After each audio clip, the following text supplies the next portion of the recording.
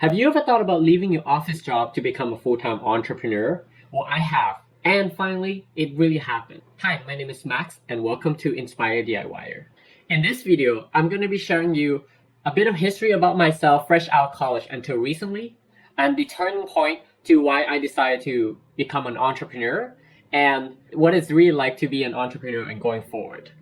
The video title is a little bit of a clickbait because technically I didn't leave my office work by choice, but due to COVID, my department decided to close down. But the idea was already in place. So let's start off with myself being the recent graduate student who's really happy about life, excited about like what's out there for me basically.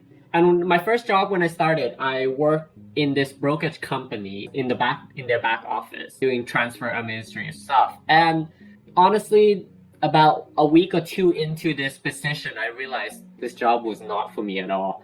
Like the vibe when I walked into the office was a couple of, stressful people just shouting and complaining about life, and basically it's a really depressing environment. But then I moved on into this next position of mine, working for the real estate company for like property management, where I thought I can utilize my degree. I studied in economics and conservation, so I thought that could be beneficial to me. So I started that position, and then I realized that while it's a small company, it felt like those like really big corporate style where there's like this, everything is in place, and I don't really feel any room for growth, and I'm not really a fan of like working with my manager.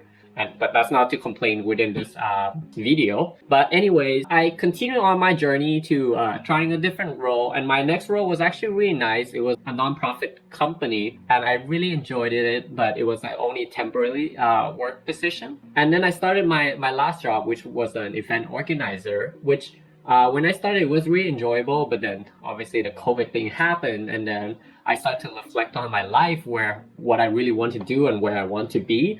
And then I kind of felt like in every single roles that I've taken so far in these corporates or like companies or whatever, it gets kind of boring after a while. And then I start to wonder why like I don't feel as energetic waking up in the morning, and why like that's, when you realize there's something wrong with your life, like you're trying to figure it out. And I guess I have to be thankful of COVID because it gives me a lot of time to reflect on what I really want to do and then where I want to be.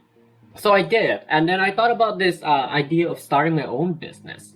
I first thought about creating my own barbecue sauce, and I developed this recipe that took me quite a long time. It took me multiple batches. I had so many people trying it out, and which was great. But I also came across this one particular person, and that really was the tipping edges of quitting my job to become a real entrepreneur. For closure, things didn't work out between us because he kind of wanted me to do this affiliate marketing, which I was not interested in at all by the business model. But anyways, he recommended me this book, The Go Giver.